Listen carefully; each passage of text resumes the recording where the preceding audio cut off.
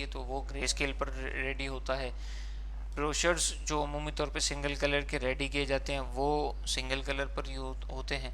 तो इस तरीके से जो है ना वो कई चीज़ें ऐसी हैं कि जो सिंगल कलर मोड पर यूज़ हो सकती है।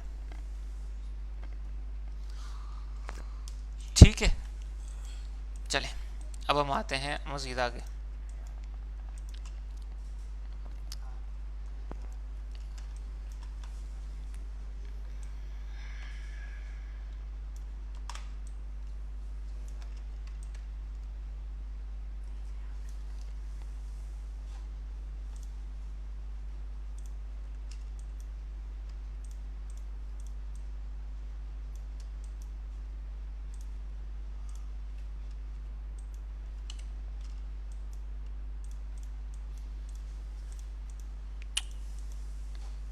ये है shape builder tool. Shape builder tool क्या करता है? शेप बिल्डर टूल ये करता है कि आपकी किसी भी दो इमेजेस को मर्ज करने के लिए, दो इमेजेस में से किसी इमेज के पार्ट को माइनस करना है उसके लिए, या दो इमेजेस में से कोई एक पोर्शन सिर्फ आपको अलग से चाहिए उसके लिए यूज़ होता है। अभी होता किस तरीके से, इसको देख लेते हैं। मिसाल एक हमने जो है ना वो सर्कल बनाया, ठीक है, और इसी के साथ दूसरे सर्कल को हमने साथ में बराबर में रख दिया।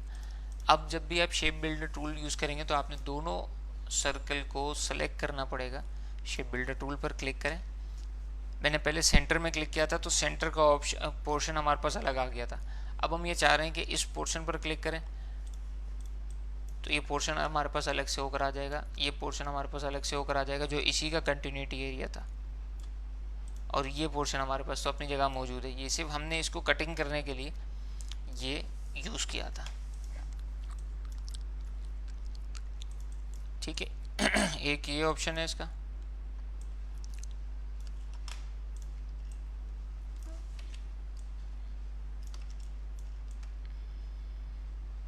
दूसरा ये कि इन दोनों को सेलेक्ट कर लें, और सेलेक्ट करने के बाद शेप बिल्डर टूल से इस पर क्लिक एंड ड्रैग करते जाएं तीनों को, तो ये तीनों को एक मर्ज फाइल बना लेगा, मर्ज ऑब्जेक्ट बना लेगा। ये आप उसको चेंज नहीं कर सकते। ठीक है,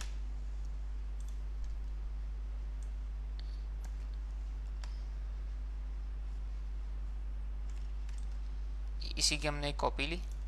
कॉपी लेने के बाद दोनों को सेलेक्ट किया है शेप बिल्डर टूल के ज़रिए, शेप बिल्डर टूल से कलेक्ट करके, और इसको ये हमने इसको अलग कर दिया। बाहर से भी क्लिक करके आप ड्रैग करेंगे ना तो भी ये इसको यहाँ से अलग कर देगा। शेप बिल्डर टूल के साथ ही जो दूसरा एक और ऑप्शन है ना वो होता है पाथ फाइंडर टूल। इन दोनों का तकरीबन काम एक मिनट से, इन दोनों का तकरीबन काम सेम होता है। पाथ फाइंडर टूल करता क्या है, अच्छा आपके पास अगर कमांड पैनल में कोई भी ऑप्शन नहीं आ रहा है तो आप यहाँ विंडो में जाके उसको क्लिक करके और वो पैलेट को ले सकते हैं। पाथ फाइंडर अब आपके पास करता क्या, पाथ फाइंडर भी आपके पास सेम सारा काम करेगा।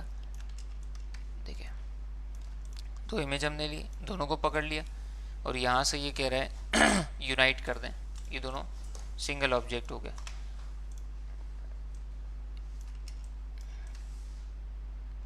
इन दोनों को हमने पकड़ लिया, ये कह रहा है कि आप इसमें से माइनस फ्रंट कर दें, माइनस फ्रंट इसने ऑटोमेटिकली हमें करके दे दिया।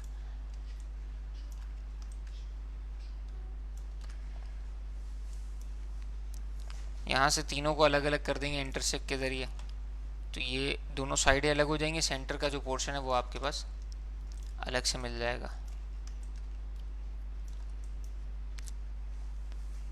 एक्सक्लूड कर देंगे तो सेंटर वाला जो ऑप्शन था वो आपके पास जा चुका है, और ये दो आपके पास एज एन सिंगल इमेज मर्ज हो चुके हैं।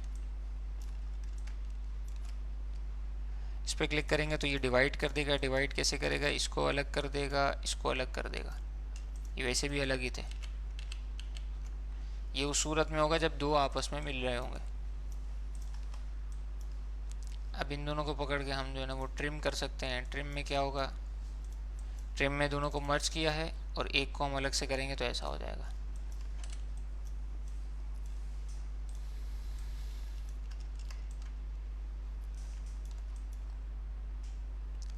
ये है मर्ज, इसने मर्ज कर दिया, वही वाला ऑप्शन है यूनाइट वाला। इस तरीके से बहुत सारे ऑप्शन हैं ये पाथफाइंडर के, आप बाकी सबको ट्राई करें। और ये देख लीजिएगा, शेप बिल्डर और पाथफाइंडर तकरीबन सेम है। शेप बिल्डर का जो शॉर्टकट है वो शिफ्ट प्लस एम है। शेप बिल्डर का शॉर्टकट शिफ्ट एम है, और पाथफाइंडर और शेप बिल्डर तकरीबन सेम ऑप्शंस इसमें होते हैं। ठीक है, पाथफाइंडर के लिए आसानी तरीका ये है कि आप जो है ना वो खुद ड्रॉ करके, और जब आप खुद इसको यूज़ करेंगे तो इंशाल्लाह ताला आपको ईजी हो जाएगा। इसके बाद जो है ना वो हम इसके साथ एक अलाइन का पैलेट है, इस पर चलते हैं। अलाइन का पैलेट क्या कर रहा है,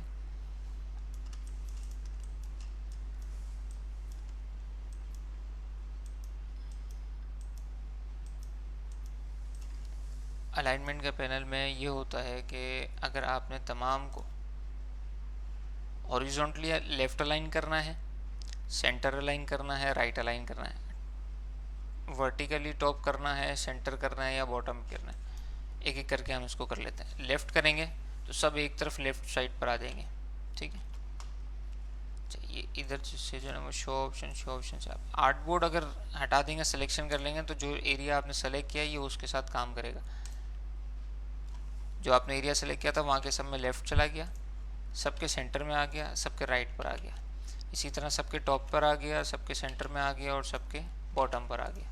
ठीक है, ये अलाइनमेंट टूल है। अच्छा, अगर मिसाल है आपको डिस्ट्रीब्यूट करना है कि किसी के दरमियान स्पेसिंग ज़्यादा है और किसी के दरमियान स्पेसिंग कम है, तो आप कैसे करेंगे उसको, वो ऐसे करेंगे, इसके नीचे डिस्ट्रीब्यूट ऑब्जेक्ट आ रहा है, यहाँ टॉप से वर्टिकली डिस्ट्रीब्यूट करना है कि ऊपर से लेकर और नीचे तक, यानी सबसे टॉप और सबसे बॉटम, इन दोनों के दरमियान में जितने भी ऑब्जेक्ट्स हैं वो इजीली अपने हिसाब से अलाइन हो, तो ऐसे होंगे। अगर हम इसको टॉप वाले को ऊपर और बॉटम वाले को नीचे कर दें और अब इसको सेलेक्ट करके करेंगे तो ये उस हिसाब से डिफरेंस करेगा।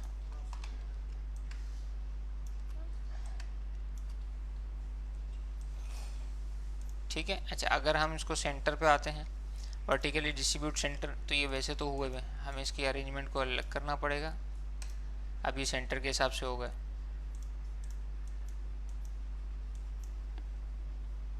ये बॉटम के हिसाब से हो गए, ये लेफ्ट के हिसाब से, यानी सबसे लेफ्ट और सबसे राइट। अब इन तीन पर काम करेगा।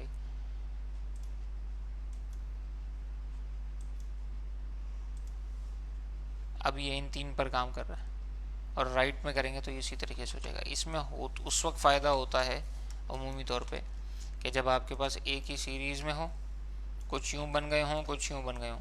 अब आपने करना है तो क्या करेंगे, ये वर्टिकली इसको सेट कर देंगे तो सबके दरमियान की स्पेसिंग जो है वो बराबर आ जाएगी। और अगर आप समझ रहे हैं कि ये कुछ यहाँ पर हैं, कुछ इधर हैं, अब आपने से करना है तो आप इसके लिए जो है ना वो वर्टिकल डिस्ट्रीब्यूट सेंटर कर देंगे तो यहाँ से इंशाल्लाह ताला सेट हो जाएंगे। इस तरीके से हमारा जो है वो अलाइन का पैलेट भी ख़त्म हो जाता है। अब कुछ सवालात की तरफ आपके चलते हैं।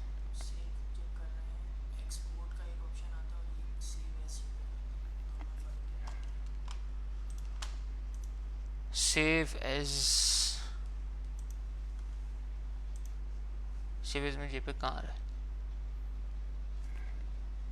है, जिस भाई ने भी सवाल किया है कि भाई सेव एज में एक जेपेग आता है और एक एक्सपोर्ट में जेपेग आता है, तो इलस्ट्रेटर के इन्वायरमेंट के तहत तो भाई सिर्फ एक्सपोर्ट में जेपेग आता है, सेव एज में तो नहीं आता। अगर फोटोशॉप का पूछ रहे हैं तो आगे ना भागे, इंशाल्लाह ताला वो भी बताएंगे। ठीक है, इसके अलावा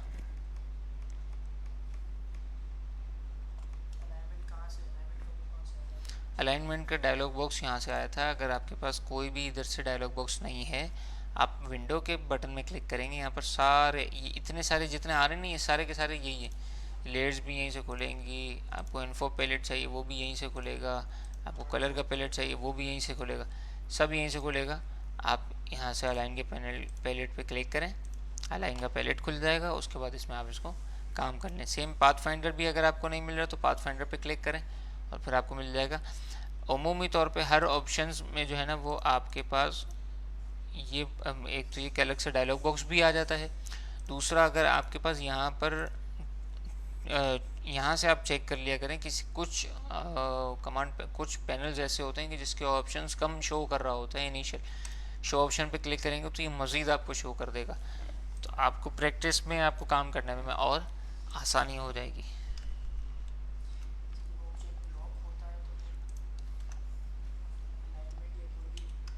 जब ऑब्जेक्ट लॉक होगा तो उस पर तो हम कोई वर्किंग नहीं कर सकते ना। जब ट्रेसिंग के वक्त उसको मूव नहीं कर सकते तो इसी तरह ना अलाइन कर सकते हैं, ना पाथ फाइंडर के ज़रिए उसको यूज़ कर सकते हैं। उसके साथ कोई भी काम नहीं हो सकता।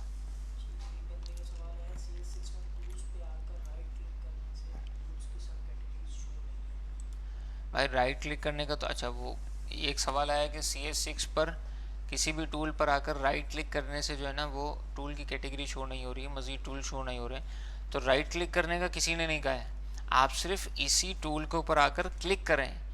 जो आपका लेफ़्ट क्लिक है नीचे स्क्रीन पर भी आपको दे रहा होगा, सिर्फ आप उसको प्रेस करके रखें, होल्ड प्रेस करके रखें, आपको बाकी बहुत सारे टूल्स जो है ना वो खुलकर सामने आ जाएंगे। क्लिक एंड होल्ड, ये आपके पास सारे टूल खुलकर सामने आ जाएंगे। टेक्स्ट पर ग्रेडियंट अप्लाई करना है, ठीक है कर लेते हैं। पाथफाइंडर जिसको सीखना है वो थोड़ा सा दोबारा वीडियो को पीछे आकर देख ले।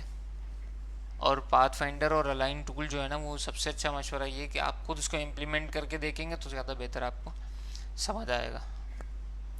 टेक्स्ट पे ग्रेडियंट कैसे अप्लाई होगा ये आप लोग के लिए जो है ना वो छोड़ देते हैं,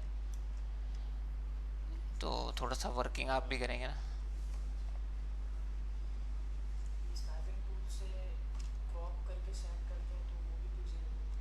स्नैपिंग टूल से क्रॉप करके पिक्सेलेट करते हैं, बिल्कुल होगी भाई। मसला ये कि आपने स्नैपिंग टूल के ज़रिए जो चीज़ जो एरिया क्रॉप किया है, जिसका स्क्रीनशॉट आपने कैप्चर किया, वो भी तो एज एन इमेज फॉर्म में आप सेव कर रहे हैं ना।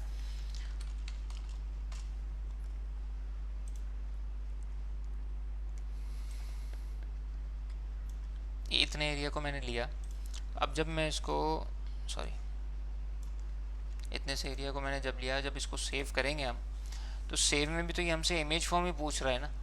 तो इस वजह से तो वो लेगा बिल्कुल इमेज को रास्टर करेगा और पिक्सेलेट भी होगा।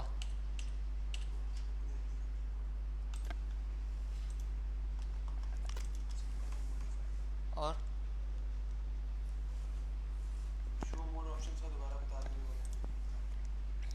आप किसी भी पैलेट में जाएंगे ना, यहाँ पे चेक कर लीजिएगा ऑप्शंस में आते नहीं आते। इधर से हाइड ऑप्शन आ रहा है, शो कर दीजिएगा, मज़ीद आपको ऑप्शंस मिल जाएंगे कि आप करना क्या है। अच्छा ये यहाँ पर जो है ना ये स्वॉचेस होते हैं, ये प्री डिफाइंड कलर्स होते हैं। अगर आप चाह रहे हैं